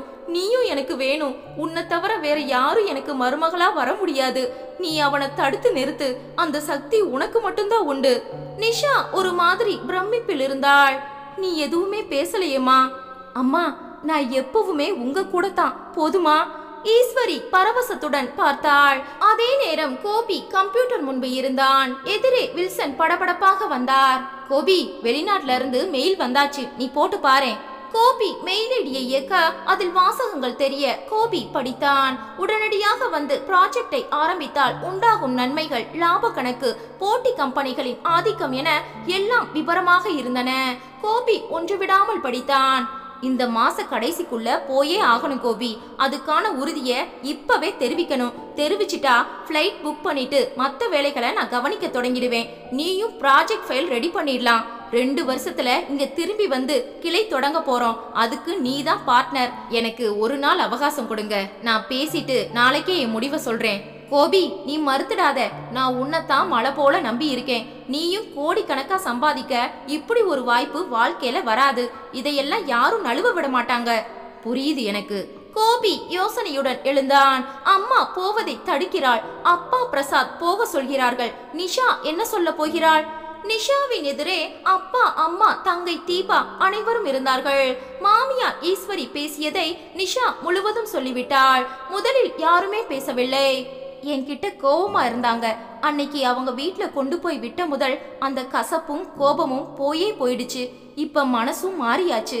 அவனை போக விடாம தடுக்கிற சக்தி உனக்கு மட்டும்தான் உண்டுன்னு சொல்றாங்க. பணத்தை விட பாசத்தை பெருசா மதிக்கிறாங்க. நீ என்னம்மா சொல்ற? அப்பா கேட்டார். தங்கை தீபா குறுக்கிட்டாள். அக்கா, கல்யாணத்தை முடிச்சிட்டு நீயும் கோபி கூட வெளிநாட்டுக்கு போயிடு. கல்யாணி கடுப்பானாள். ஏண்டி, இதுக்கா அந்த அம்மா இத்தனை பாடுபடுறாங்க? இவளை வச்சு கோபிய தடுத்து நிறுத்தத்தானே அவங்க இந்த பாடுபடுறாங்க. எதுக்கு தடுத்து நிறுத்தணும்? கோடிக்கணக்கான பணத்தை குறுகுன காலத்துல சம்பாதிக்கிற வாய்ப்பு யாருக்கு கிடைக்கும்? அதை விடலாமா? என்னடி பேசுற? மனுஷங்களை விட பணம் தான் முக்கியமா? இத பாரு நிஷா, அந்த அம்மா பாசத்துக்கு ஏங்குறாங்க.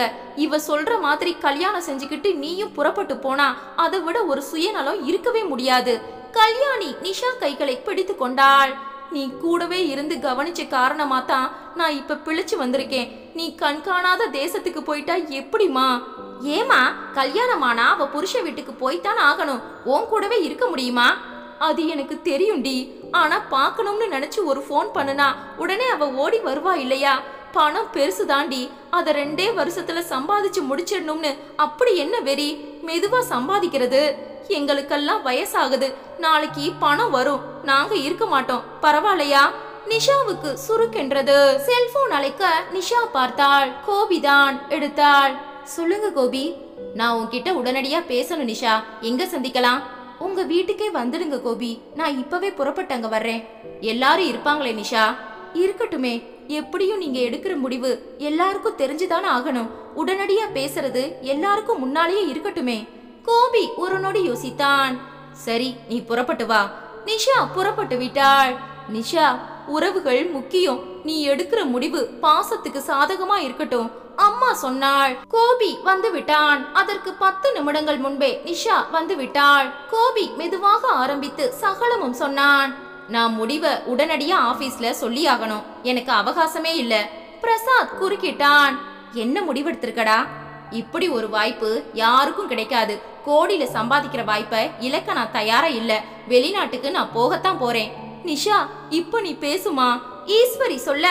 அம்மா, நிஷா தடுத்தாலும் நான் கேக்குறதா இல்ல. என் முடிவு இதுதான். நிஷாவை நான் ஏன் வர சொன்னேன்னா, உடனடியா கல்யாணத்தை முடிச்சிட்டு நிஷாவையும் கூட்டிட்டு போக நான் தயாரா இருக்கேன். அதுக்கு நிஷாவோட ஒப்புதலை நான் கேட்கணும். கல்யாணத்தை அடுத்த முகூர்த்தத்திலேயே ஒரு கோவில்ல வச்சு கூட சிம்பிளா நடத்திக்கலாம். உடனடியா கல்யாணத்தை பதிவு பண்ணி சர்டிபிகேட் வாங்கணும். அப்பதான் ஃபிளைட் ஏற முடியும்.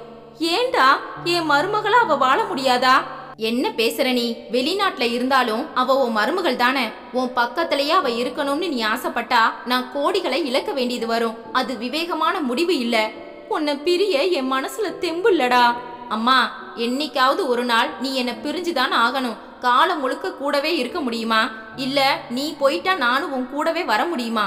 வரும்போது சேர்ந்து வரல, போகும்போதும் சேர்ந்து போக முடியாது. பாசம் சென்டிமெண்ட்டுக்கு ரொம்ப மரியாதை கொடுத்தா முன்னேற்றம் தடப்படும். நான் முட்டாளா இருக்க தயாரா இல்ல. நிஷா, நீ உன் முடிவை சொல்லு. கோபி, இங்கேயே வாழலாம்னு நான் சொன்னா நீங்க என்ன சொல்லுவீங்க? யார் சொன்னா என்ன? என்ன பெத்து வளர்த்த அம்மா சொல்றதையே நான் கேட்கல. நேத்திக்கு வந்த நீ சொல்றதை எப்படி நான் கேட்க முடியும்? பெண் பார்க்க வந்தப்ப என்ன வேணும்னு நீ தான் கேட்ட, நான் கேட்கலையே. அத்தனை பேரும் அதிர்ந்து போனார்கள்.